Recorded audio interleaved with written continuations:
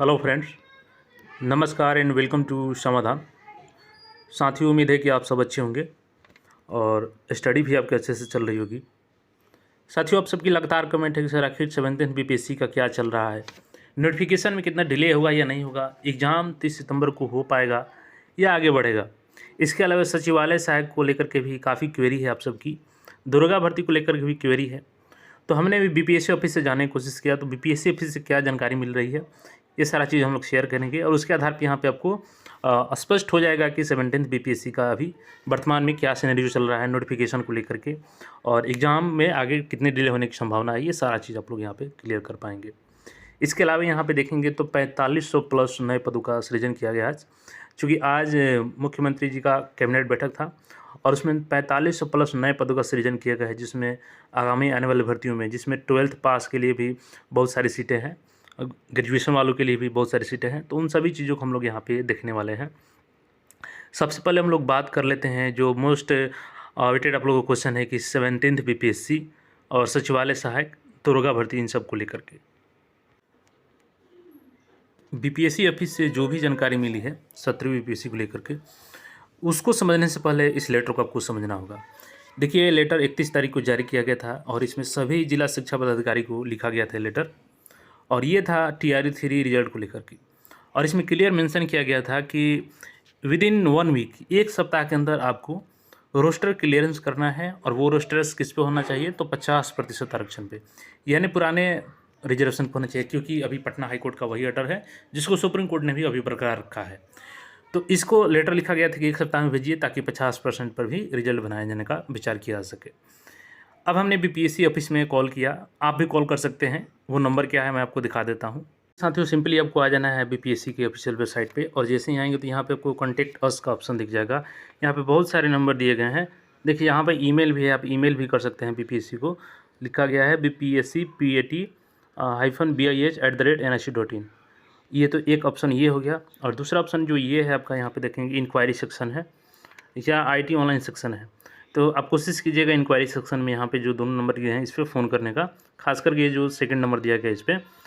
हालांकि जल्दी कॉल वो लोग रिसीव नहीं करते हैं, मैंने भी कई बार किया, इवन मैं 2 दिन से परेशान था कॉल करते करते, लेकिन मेरा फाइनली जब कॉल उठाया गया तो मैंने यही उनसे क्वेश्चन किया कि सर 23 सितंबर को एग्ज़ाम कैलेंडर में आपके द्वारा जो डेट दिया गया है, क्या उस तय समय पे एग्ज़ाम हो पाएगा, क्योंकि अभी तक कोई कैलेंडर जारी नहीं किया गया है। तो उनकी तरफ से सीधे ये कहना था कि देखिए, नोटिफिकेशन की बात करें तो सरकार की तरफ से अभी हमें कोई क्लियरेंस नहीं दी गई है, यानी कोई क्लियरेंस नहीं है कि रिजर्वेशन कौन सा लागू होगा, क्योंकि इनको वैकेंसी जारी करना है, लेकिन सारा गाइडलाइन सरकार का होता है। तो वहाँ पे हमने शिक्षा विभाग वाले नोटिस के बारे में भी बताया, तो उन्होंने बोला कि इसके बारे में हमें कोई जानकारी नहीं है, क्योंकि देखिए होता क्या है कि जो रोस्टर होता है इनका काम नहीं है, रोस्टर डिपार्टमेंट्स का काम है जारी करना। तो देखेंगे कि जो शिक्षा विभाग है वो लेटर लिखा है शिक्षा पदाधिकारी को कि आप 50% रोस्टर के अनुसार रिजर्वेशन जारी करें। तो इस कंडीशन में भी सभी डिपार्टमेंट से GAD लेटर ये लिखेगा कि भाई आप 50% रिजर्वेशन के अनुसार वैकेंसी कितनी खाली है किस कैटेगरी में वो बताइए, ताकि बीपीएससी नोटिफिकेशन जारी करे। तो जब वहाँ से 50% रोस्टर के अनुसार GAD को वैकेंसी मिलेगी तो GAD बीपीएससी को बताएगी। तो हो सकता है कि लेटर GAD ने लिख भी दिया हो, क्योंकि जब शिक्षा विभाग से लिख दिया गया लेटर, तो ये एक चीज़ तो तय है कि बिहार सरकार ने अब इस पर निर्णय ले लिया है कि फ़िलहाल जो पटना हाई कोर्ट का निर्णय है उसी के अनुसार आगे चलते हैं। जो सुप्रीम कोर्ट का निर्णय होगा फिर उस पर सारा जो डिसीजन होगा वो डिपेंड करेगा। तो अभी तक तो स्पष्ट जानकारी नहीं मिली है कि GAD ने लिखा है कि नहीं लेटर, लेकिन अगर लिख दिया गया होगा तो अभी भी इसमें टाइम थोड़ा सा लग सकता है। तो ऐसे में जो 30 सितंबर है, अब वो कम चांस है कि आपका एग्ज़ाम हो पाएगा। ऐसे में 1 से 2 सप्ताह भी एग्ज़ाम डेट बढ़ सकता है। तो टारगेट आपको यही रखना है 30 सितंबर, क्योंकि 1 से 2 सप्ताह कोई ज़्यादा समय नहीं होता है।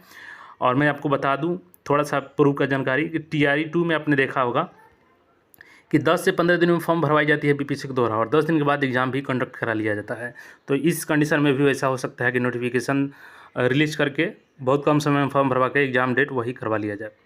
अब रही बात सचिवालय सहायक CGL 4 की और दरोगा की भर्ती या अन्य नई भर्तियाँ, तो देखिए सारा का सारा डिपेंड है इसी पे, क्योंकि सबसे पहली जो भर्ती आएगी वो बीपीएससी की ही आएगी। और बीपीएससी की एक बार वैकेंसी आती है, जो भी उसमें गाइडलाइंस प्रयोग किया जाएगा वही गाइडलाइंस के साथ ये सभी भर्तियों का दरवाज़ा खुल जाएगा, और ये लोग भी भर्ती जल्द स्पष्ट जारी कर देगी सभी आयोग। तो आप लोग वेट करें, जो भी निर्णय होगा बीपीएससी की जो वैकेंसी आएगी उस पर डिपेंड करेगा सबका। अब हम लोग बात कर लेते हैं जो नई पदों का सृजन किया गया है। तो यहाँ पे देखेंगे तो कैबिनेट बैठक था आज 6 अगस्त को 11:30 बजे सुबह में, और यहाँ पे जो निर्णय लिए गए हैं उसके बारे में यहाँ पे दिया गया है। हम लोग सीधे चलेंगे और बात करेंगे वैकेंसी से रिलेटेड जो न्यूज़ है। देखिए, सबसे पहले जो योजना एवं विकास विभाग है, तो बिहार अवार्ड सांख्यिकी संवर्ग संशोधन नियमावली 2024 की स्वीकृति के संबंध में यहाँ पर दिया गया है। आगे हम लोग यहाँ पे आते हैं तो देखिए, फिल्म उद्योग के लिए जो राशि है उसका आवंटन किया गया है। अब बिहार में भी फिल्म उद्योग को प्रोत्साहन दिया गया है। आगे इसमें देखेंगे, अब देखिए यहाँ पे प्रखंड पंचायती जो प्रखंड विकास पदाधिकारी है, इनको लेकर के एक अपडेट है कि जो प्रखंड पंचायत राज पदाधिकारी के स्थान पर पंचायत समिति का कार्यपालक का पदाधिकारी है, इनको ही शक्तियाँ प्रदान की गई है। फिलहाल यही काम करेंगे उस जगह पे। तो यहाँ पे देखेंगे और आगे हम लोग आते हैं। देखिए, जो सबसे ज़्यादा पदों का सृजन किया गया वो है यहाँ पे स्वास्थ्य विभाग। पटना चिकित्सा महाविद्यालय एवं अस्पताल पटना को 5462 शैय्या वाले चिकित्सा महाविद्यालय अस्पताल के रूप में पुनर्विकसित करने के फलस्वरूप राष्ट्रीय आयुर्विज्ञान आयोग नई दिल्ली के मानकों के अनुरूप संस्थान के कुल 29 अनुपयोगी पद, यानी 29 ऐसे पद थे जिसका कोई ज़रूरत नहीं है, तो उसको समाप्त कर दिया गया है। और उनकी जगह यहाँ टोटल 43 से 15 पद सृजन किया गया है, और विभिन्न स्तर के, इसमें डॉक्टर की भी पदें होंगी और क्लर्क की भी पदें होंगी। इसमें बहुत सारे 12th पास से लेकर के ग्रेजुएट लेवल वालों के लिए भी पदें हैं। टोटल 43 पद यहाँ पर सृजन किया गया है। आगे इसकी भर्ती आपको देखने को मिलेगी बहुत जल्द।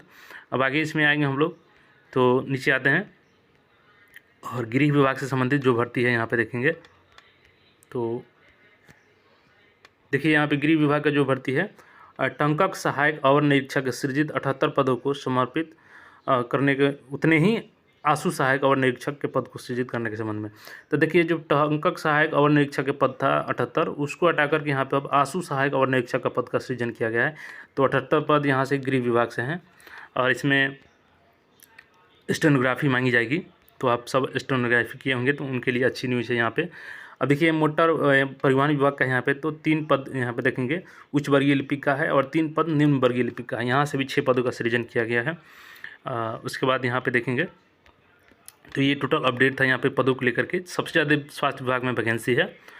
तो 17वीं के बारे में हमने आपको स्पष्ट कर दिया कि बीपीएससी को अभी कोई जानकारी नहीं मिली है, और बाकी कोई क्वेरी है तो आप कमेंट करके पूछ सकते हैं। चैनल पर नए हैं तो चैनल को सब्सक्राइब करके जुड़ जाए। फिर मिलेंगे नए अपडेट में। धन्यवाद।